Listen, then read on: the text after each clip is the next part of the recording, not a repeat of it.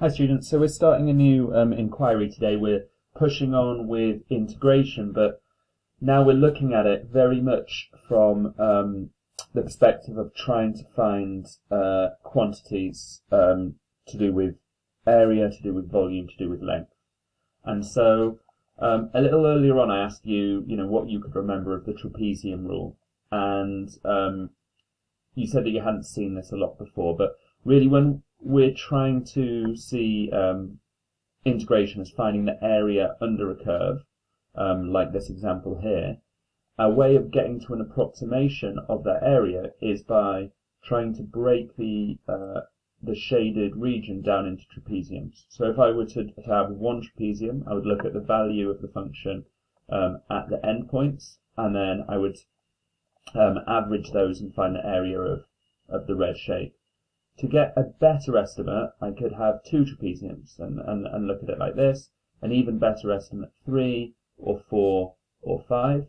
And if I let n be the number of trapeziums, to get closer and closer and closer to the area under the curve, I would increase n. And this is what happens when we think about integration as being a limit. We're thinking about the limit of n going towards infinity. So the number of trapeziums in this trapezium rule increasing until the number is so large that the area given is the same as the area of the curve. So that's a visual representation of the trapezium rule for a regular area. And what I thought we'd do today is just start off by thinking about what would a similar process look like for volume and for length. And so I want you to have a little bit of a think about that, and then I'll show you another visualization that's quite similar, and this will give you an idea of where we're heading in this unit and the kind of things we're going to learn about. So have a bit of a sketch, see if you can envisage what a similar process to the trapezium rule might look like for volume. And then let's have a look at it. So here's another example using Desmos. We've got a function here, and when we talk about volumes with integration, what we actually say is volumes of revolution. So we imagine taking a function with a y and an x-axis and rotating it around one of the axes. So here I'm rotating the function around the x-axis. You can hopefully see that here. And when we talk about a volume, we're talking about the volume that is produced or contained within that rotation. So you can see I've kind of got this cup shape here, or bowl shape. So when we talk about calculating the volume, what we're talking about is calculating the volume of that bowl defined by the function f. And if you remember when we looked at the trapezium rule, we tried to break a function down into trapeziums, then we increase the number of trapeziums up and up and up. In this case, when we look to break the solid down, what we're actually going to break it down into is cylinders. So if I start with just maybe 3 cylinders here,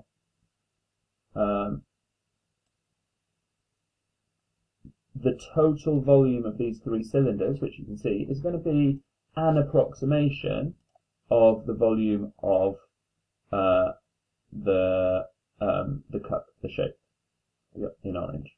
And if I want to get closer and closer, if I increase the number of cylinders, I can increase the accuracy of my estimation.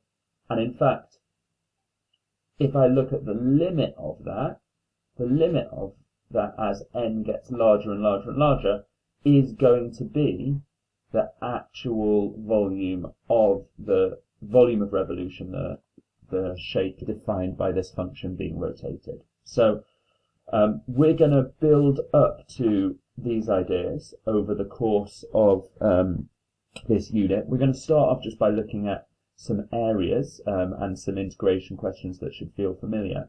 Then we're going to go into volumes of revolution, and we're going to finish off by actually then extending this idea to lengths of arcs. So first thing I'd actually like you to do today is I'd like you to think about this term, signed area, and see if you can interpret what that means for this diagram here. So I'll give you a couple of minutes to do that. Try and calculate the signed area that's defined by A1 and A2. Okay, so if you've had a look at that, hopefully you saw this word signed and you thought, well, maybe there's something to that. And in fact, when we talk about signed area, any area above the x-axis is counted as positive, and any area that below is counted as negative.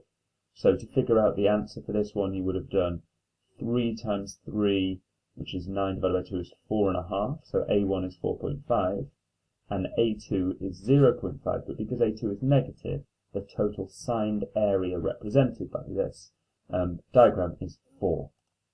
When we do integration, it tells us the signed area underneath the curve. And that's the concept we're just going to look at today and explore through a couple of examples. So, into our notes. First up, we've talked about this before, but the fundamental theorem of calculus connects two very different ideas. It tells us that the signed area enclosed by a function, that's what we just talked about, is the same as the inverse process of differentiation. In other words, integration and anti-differentiation are the same. And that's not an obvious idea. It's worth us just remembering that there is no real reason that we could intuitively think of that would tell us that the inverse process of differentiation is integration, to the method of finding an area. But it was proved that that was true so long as f is a continuous function on an interval. So what does that mean? Well, it means that the integral between a and b of f of x on defined on that range is the antiderivative at b take away the antiderivative at a. Because f is any antiderivative of f. Remember this idea, any. Why does it have to be any? Well, it's because the c's cancel. So it doesn't matter when you've got your plus c at the end of your antidifferentiation. If I do f of b take away f of a, there's going to be a plus c here, there's going to be a plus c here. C take away c is 0. So it doesn't actually matter which antiderivative you look at, because the c's always cancel. Okay, so onto this idea of signed area. This is important when you do integration. So for example, if we integrated between a here and b here, well, a1 and a3, these would count as positive because they're above the x-axis, whereas a2 and a4, well, these would count as negative. So the signed area of the region is a1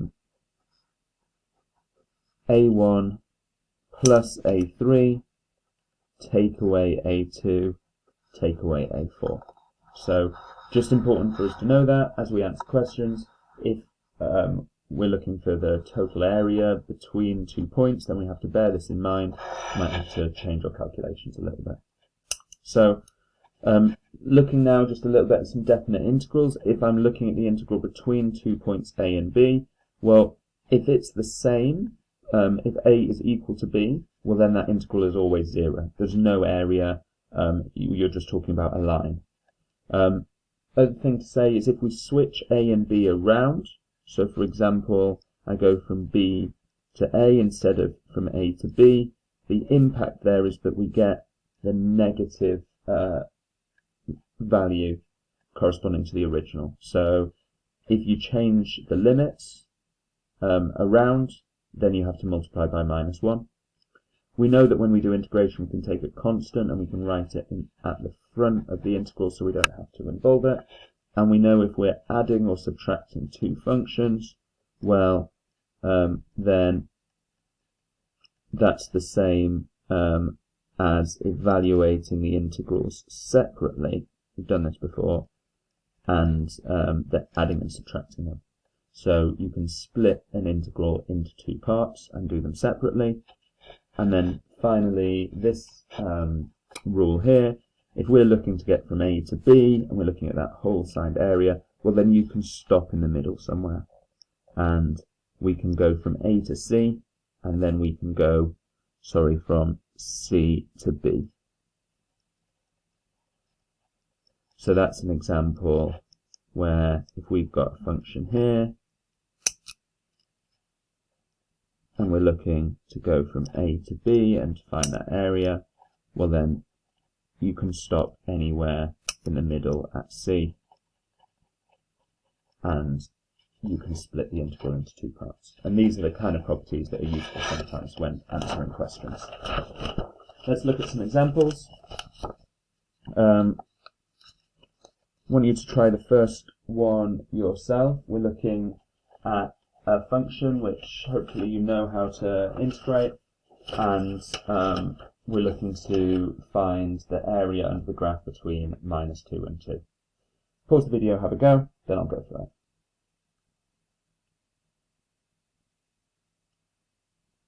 Okay, so quite often it's useful to start these questions with a sketch.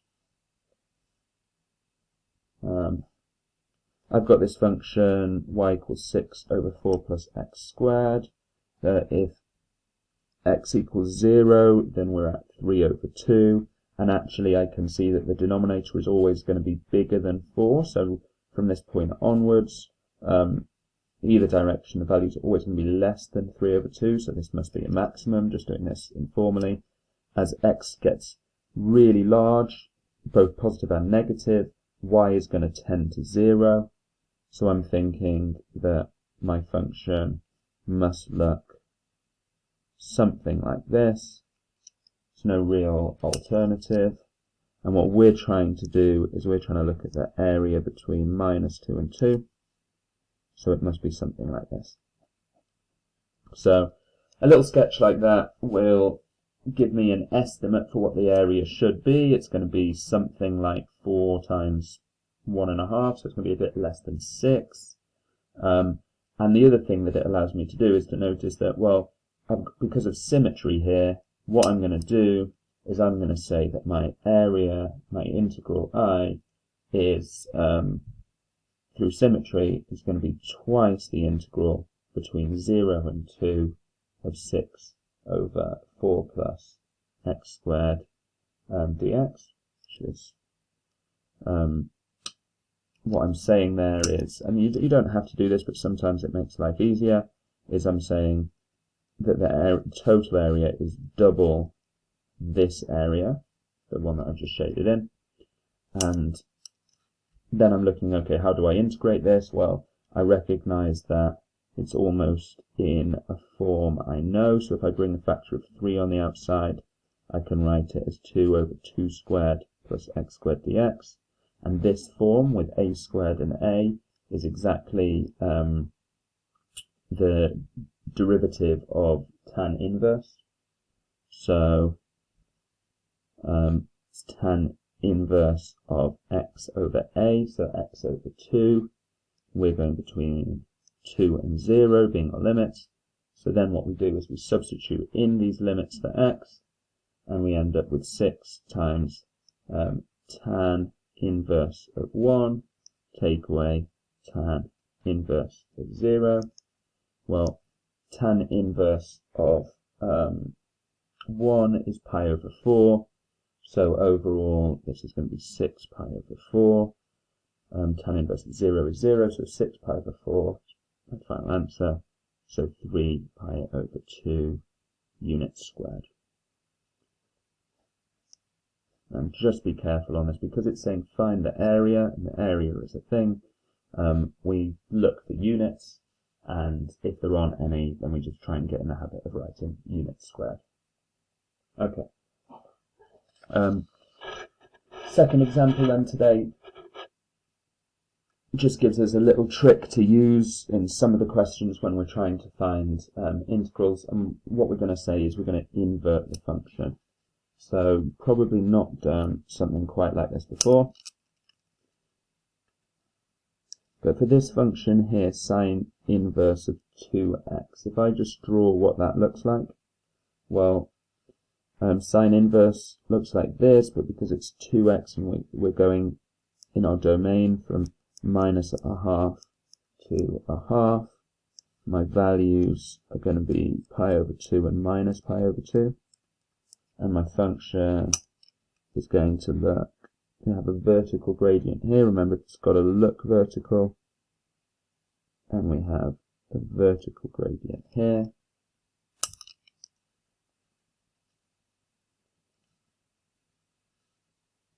And what we're trying to find is the region defined by the inequalities 0 to a half for x and 0 to f of x. So, in other words, we're trying to find this region here. This is I. This is what we're trying to find. And what we're going to do as our technique is, because integrating an inverse trig function sounds difficult, what we're going to do is we're going to notice that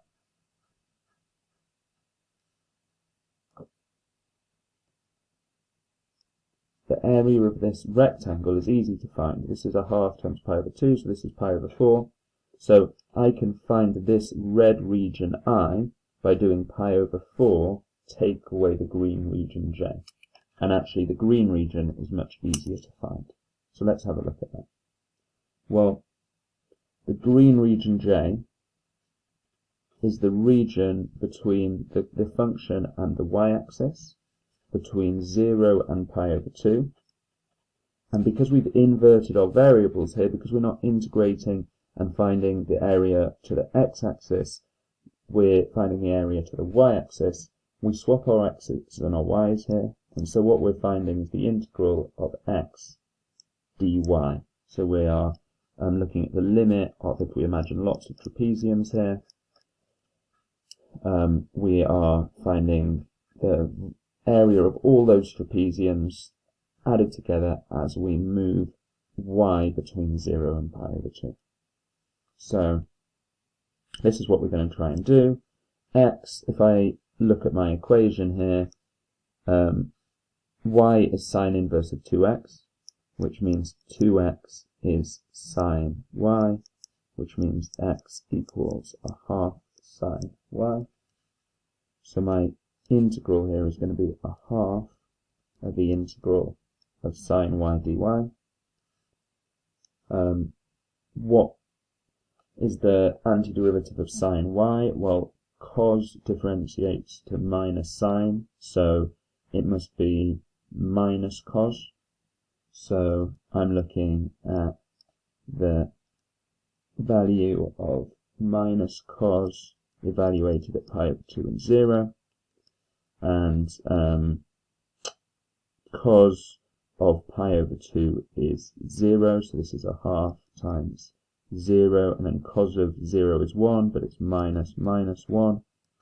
So overall the value of the integral I is a half, sorry, the integral j is a half, the green region, and so the area I is the rectangle, which is pi over 4, take away a half. And that's our final answer, units squared. So a little trick there, when especially we've got functions that are defined in terms of an inverse, is we can reverse them, integrate with respect to y instead, and then subtract from the rectangle. So, nice trick. We're going to look at just 2 more examples today before you get a chance to practice. So I'd like you to have a go at both of these yourself, one at the top of the page and the one below. I'm going to start by sketching the graph, the first one, and then try and work through to the answer. Likewise for the version underneath. It didn't come up on all of them that I printed. The shaded region is this part here. This part here. This is the shaded region. So try both those examples and then unpause the video and I'll go through it.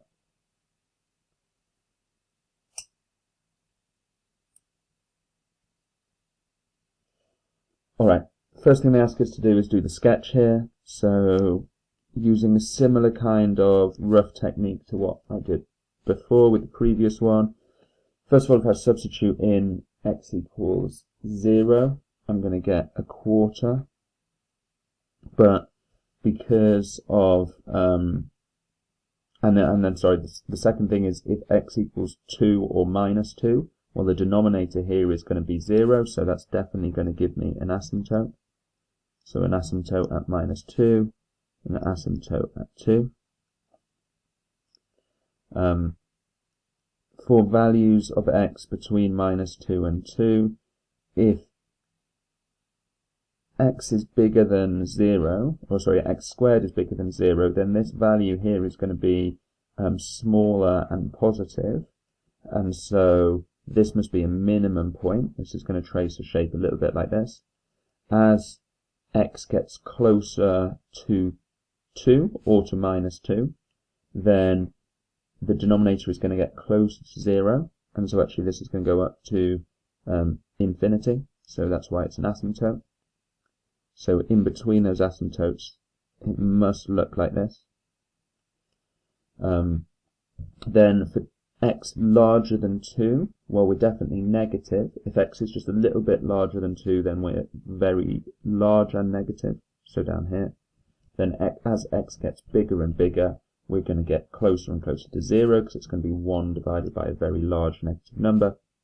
And so really it can only look like this and like this. So that's our sketch. Now it says we're going to try and find the region in between 1 and minus 1. So that is a region that looks a little bit like this. 1, minus 1. So look, our estimate here is going to be that the total area is going to be roughly what? 2 times a quarter. It's going to be a little bit larger than a half. But, of course, what the question actually asks us to do is not to estimate it, but to find it. So, as we look at our function here, the way it's set up, it doesn't match any of our forms. It doesn't match a tan inverse, even though it looks like it's similar because of the negative sign. And so the method that we need to use is partial fractions. So moving through it really quickly, if y equals 1 over 4 minus x squared, that's going to be a over 2 minus x plus b over 2 plus x, which means that 1 is the same as a times 2 plus x plus b times 2 minus x. And if I look at the x coefficient first of all, well, that means that 0 equals a minus b, so a equals b. And then if I look at the constant coefficient, well, I get 4a, it's 2a plus 2b equals 1, so 4a equals 1, therefore a equals b equals a quarter. So the function that we're trying to integrate, well, it's the same as 1 over 4, 2 minus x, plus 1 over 4, 2 plus x. And then we can do our integration. So to find the integral, I'm going to look at 1 quarter. I can take that constant out. Between our limits of 1 and minus 1, 1 over 2 minus x, plus 1 over 2 plus x dx. And like we did when we practiced the partial fractions, as a means of integration, these are quite straightforward because they just give me logs. First one's going to be negative because I've got minus x, so it's log base e of mod 2 minus x, whereas the second one is going to be positive. We're evaluating those between 1 and minus 1. And then at this point, we can do it in either order. We can either tidy up the logs and then substitute in, or we can substitute in then tidy up the logs. I'm going to try and tidy them up first, so just heading up here. This is going to give me a quarter times the log of mod 2 plus x over 2 minus x between 1 and minus 1. So then as I substitute in, if I substitute in 1, it's going to give me 3. So log of 3. If I substitute in -1, it's going to give me log basically of a third. And then if I apply my log rules again, that's going to be 3 divided by a third, which is 9. So it's going to be like a quarter log of 9. And then, you know, that answer by itself is fine. I'd be happy with that. Or the other thing I can do is I can say, well, 9 is 3 squared. So that's a quarter times the log of 3 squared. So that's the same as a half log 3. And then if I'm doing this as part of my homework, like, you know, you guys will be, it's a good habit to get into, to think, okay, well, let me just put that into my calculator, see what the value is, check that it is a little bit larger than a half, because that's what we're expecting based on our sketch. It's always good to just have in mind these checks, so that if you're in an exam, you can very quickly see if your answer is reasonable, sensible, etc. Okay, so final question for today, the one underneath. This time we're looking at this function cos cubed, and we're looking at the shaded area underneath. So just jumping straight into it, integral between pi over 2 and 3 pi over 2 of cos cubed of x dx. All the way through this unit, you're going to have to remember your strategies for anti-differentiation from everything we've done before, but for these type of trig functions where it's cos cubed, where it's odd, what we're going to do is take the cos squared out and represent it by 1 minus sine squared, because then what we can do is we can represent this as the integral of cos x minus the integral of cos x sine squared x dx, and actually both of these are possible, because the integral of pi over 2, the integral of cos x is just sine, and we can use the reverse chain rule on this second part here, because it's going to be something like sine cubed of x. I'm just applying that property where I can split any one integral into two parts. So this first one, cos x, would be just sine x, evaluating that between 3 pi over 2 and pi over 2, whereas this one is going to be 1/3 sine cubed of x. Just checking this through differentiation, using chain rule in my head. If I differentiate this, I multiply by 3, cancels with the third, move it down to sine squared, and then I need to multiply by the derivative of sine, which is cos. So yeah, I get exactly what's expected. Now substituting in here, sine of 3 pi over 2 is minus 1. So it's minus 1, and then pi over 2 is 1. So it's minus 1 take away 1. The first part, and then for this part, 1/3. If I substitute in with 3 pi over 2, I get minus 1 cubed, so it's minus 1/3. And then with this, with pi over 2, it's take away 1/3. So the signed area in green here is minus 2 minus plus 2/3, so it's minus 4/3. But then we want, that's the signed area, so signed area, whereas in the question it just says we want the area. So the area is the modulus of that, because we don't care whether it's positive or negative, so it is just 4/3 units squared. So a couple of things in this example. First was just being able to use all those techniques of integration that we've learned before, including like the trigonometric identity ones. And then here, just an emphasis on the difference between signed area and area. The signed area for the shaded region here is minus 4/3, but the area is 4/3. So best of luck with the questions today, and then tomorrow we'll move on to some slightly more advanced topics. All the best.